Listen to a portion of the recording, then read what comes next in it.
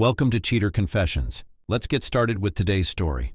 My wife Lindsay and I had been married for 8 years. We had a good life, or so I thought. Everything changed after a trip to Cabo San Lucas, Mexico that was supposed to be a romantic getaway. Instead, it turned into a nightmare I never saw coming. It all started out wonderfully.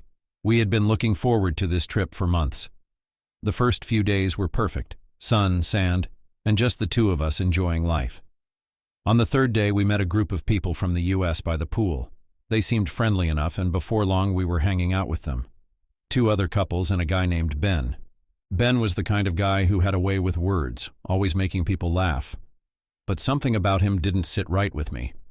I noticed the way he looked at Lindsay, and it wasn't just a casual glance. He was flirting with her, and worse, she didn't seem to mind. That night, as we were getting ready for bed, I brought it up. "Lindsay, did you notice the way Ben was looking at you today?" I asked, trying to sound casual. She looked at me, surprised. "What do you mean?" "I mean, he was flirting with you, and you didn't exactly stop him," I said, my tone a bit sharper than I intended. "Spencer, you're imagining things," she said, brushing it off. "We're just having fun. You don't need to be jealous." I wanted to believe her, but something in my gut told me otherwise. The rest of the trip was a mix of enjoyment and unease. Every time Ben was around, I noticed the subtle glances, the way Lindsay's smile lingered just a little longer. But I tried to push it out of my mind. Maybe I was just being paranoid. When we got back home, Lindsay's behavior started changing. She was spending more time on her phone, laughing at messages, and when I walked into the room, she'd quickly hide the screen. One night I decided to confront her. "Lindsay, who are you texting all the time?" I asked as we were sitting on the couch. "No one important," she said, not meeting my eyes. "It seems pretty important if you're laughing like that," I pressed. She sighed. "Spencer, you're being ridiculous. It's just some friends from work." But it wasn't just the phone. Lindsay also started going out almost every day with her friends, which was strange because she used to go out only once or twice a week at most. She was becoming distant, and I couldn't help but wonder why this was happening. We had such a good time in Cabo, so what had changed? One night, as she was getting ready to go out again, I decided I couldn't stay silent any longer. Just as she was about to step out the door, I stood in front of it, blocking her way. "You're going out again?" I asked, my voice steady but firm.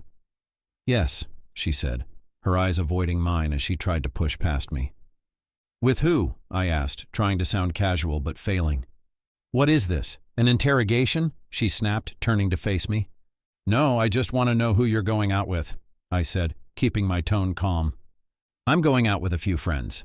"Happy?" she shot back, her eyes narrowing. "So this is what's going to happen from now on? You going out every day?" I asked, trying to keep my frustration in check. She sighed, clearly annoyed. "What do you want, Spencer?" I looked at her, searching for a trace of the woman I had married. "We barely spend time together anymore, Lindsay." Her eyes flashed with anger. "Listen, if I want to go out with my friends, I will.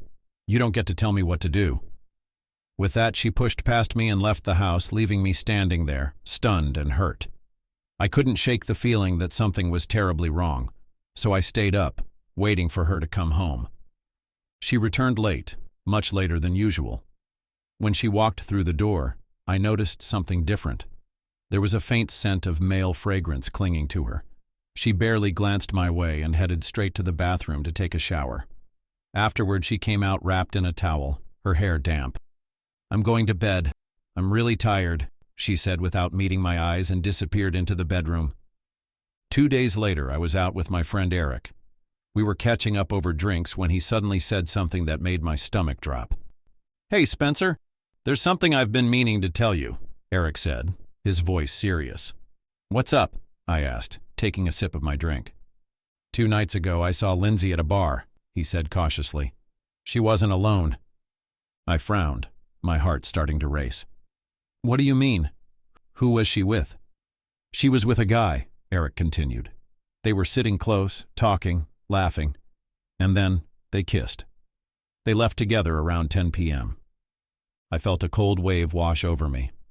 "Are you sure it was her?" I asked, hoping against hope that he was mistaken. "Spencer, I know what I saw."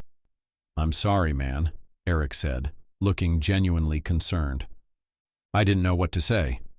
My mind was spinning as I mentally pieced the puzzle together. That was the night Lindsay had come home at 12:30 a.m., smelling of a man's cologne and avoiding any conversation. It all made a sick sort of sense now. "Thanks for telling me, Eric," I said, my voice hollow. "Are you okay?" he asked, but I barely heard him.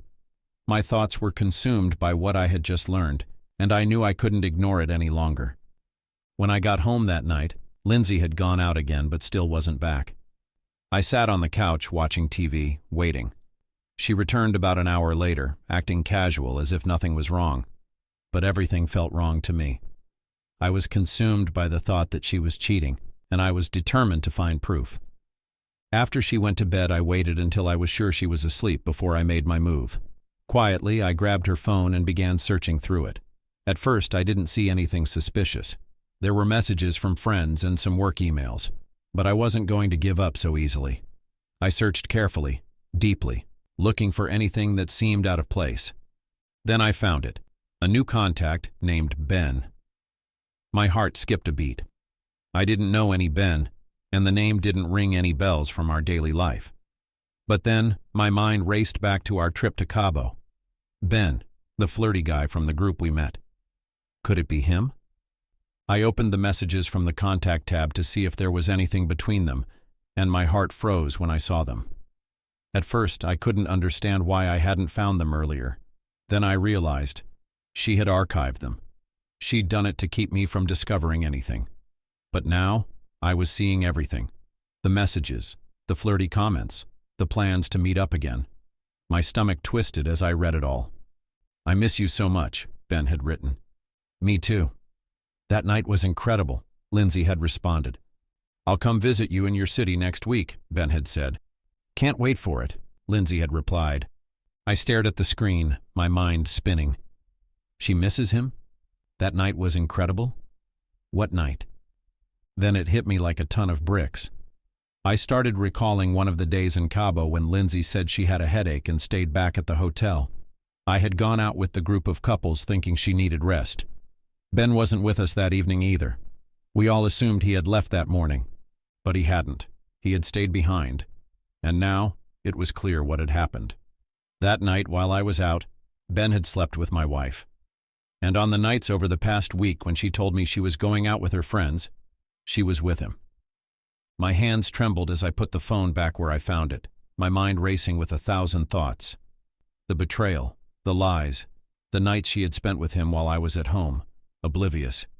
I knew I couldn't ignore this any longer. The next day, as we were having breakfast, Lindsay casually mentioned her plans for the evening. "I'll be going out again tonight," she said, not even looking up from her plate. "With who?" I asked, keeping my tone neutral. "Just some friends," she replied, brushing off the question. "I'll probably be home late." I nodded, pretending to accept her answer, but inside I was seething. I didn't buy it for a second.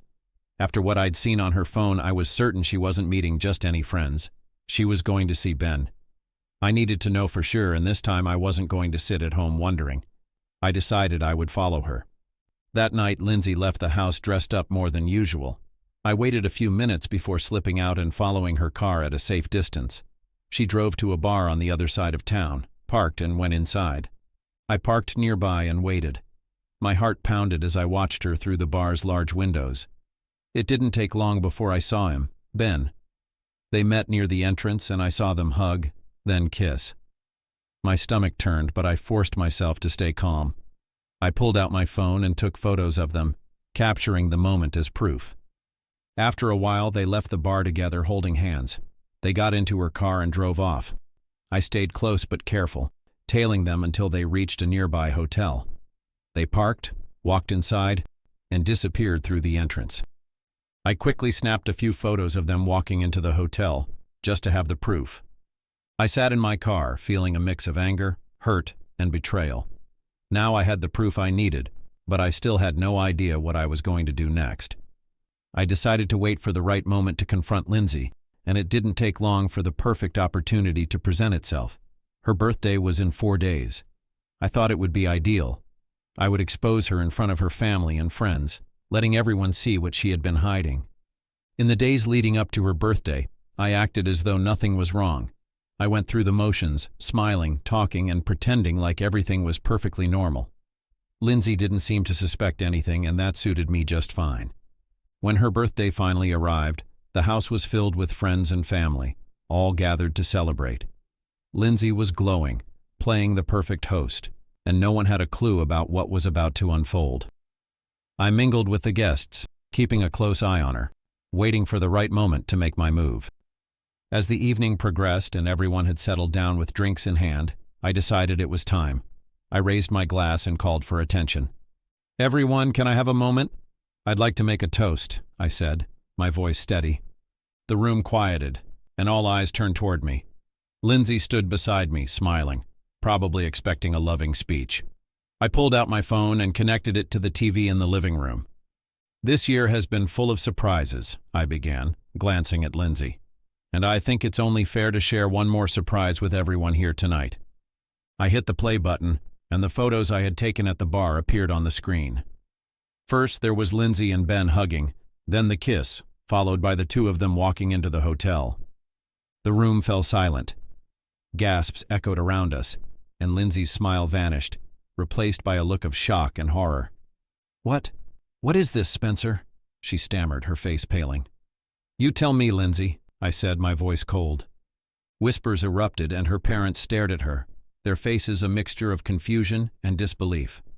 Her friends exchanged glances, clearly uncomfortable. Lindsay looked around, realizing she had nowhere to run. "Spencer, I can explain," she said, her voice trembling. "Explain?" I said, my voice rising. "Explain how you've been sneaking around, cheating on me while I sat at home trusting you?" Lindsay's mother turned to her, disbelief written all over her face. "Lindsay, is this true? Is this really happening?" she asked, her voice trembling with a mix of shock and fury. Lindsay didn't say anything at first. She stood there, frozen, her eyes filled with guilt and shame. It was clear she wasn't prepared for this kind of confrontation. "You've been sneaking around behind Spencer's back?" Her father spat, his voice harsh. "How could you do this to him? You've always known what kind of man Spencer is, and this is how you repay him?" Lindsay opened her mouth to speak, but no words came out. She choked back tears, her face pale. Her father stepped forward, his voice cutting. "You're a grown woman, Lindsay. I thought you knew better. And now you've humiliated yourself and your husband in front of everyone." He shook his head in disgust. "I'm ashamed of you." Lindsay's eyes filled with tears as her mother shook her head in disbelief. "You've destroyed everything. I don't even know who you are anymore. How could you do this to Spencer, to us? We raised you better than this." I could barely listen to them, the disgust in my chest boiling over, but I couldn't ignore the truth. They were right. This was a betrayal in the worst form. I turned back to Lindsay, my voice cold and sharp. "I don't care what kind of excuses you're going to make now. You've lied to me and you've lied to everyone here. There's nothing left to say." Lindsay broke down, her body shaking with sobs. "I'm so sorry, Spencer," she cried. "I never meant for this to happen. Please, please forgive me." "Forgive you?" I said, my voice trembling with rage. "How am I supposed to forgive you, Lindsay? You didn't just cheat on me. You lied to my face and you lied to all of our friends and family. You betrayed me in the worst way possible." "I'm done," I said, turning to leave. "And I'm filing for divorce. I'm done being humiliated. This ends now." Lindsay's eyes widened, but there was no pleading left in her. She didn't follow me. She didn't say anything else. I walked out of the room, leaving her there to face her own consequences. The next few days were tense. After that night, Lindsay packed her things and moved out of the house. She didn't try to reach out to me, nor did she offer any further apologies or explanations. She just left. I moved forward with the divorce, hiring a lawyer and filing the paperwork. The process was quick and efficient. Lindsay didn't contest it, though I'm sure it stung to have her relationship with Ben exposed. She accepted the end of our marriage with little resistance. A few months later, the divorce was finalized. I focused on my work, friends, and rebuilding my peace of mind. I didn't speak to Lindsay again, though I did hear from mutual acquaintances that she quickly moved on with Ben. However, after a few months, they broke up because she cheated on him, just like she did to me. I guess some people never change. In time, I realized that letting go of someone who had no respect for me was the best decision. The trust was gone, and so was any love I once had for her. A year later, I received a final apology message from Lindsay, but I didn't respond. It was the last time I thought about her. I've moved on. I'm stronger now, and I know that trust is everything in a relationship. Without it, there's no point in holding on. I'm happy again, and I'm not looking back. Thank you for watching.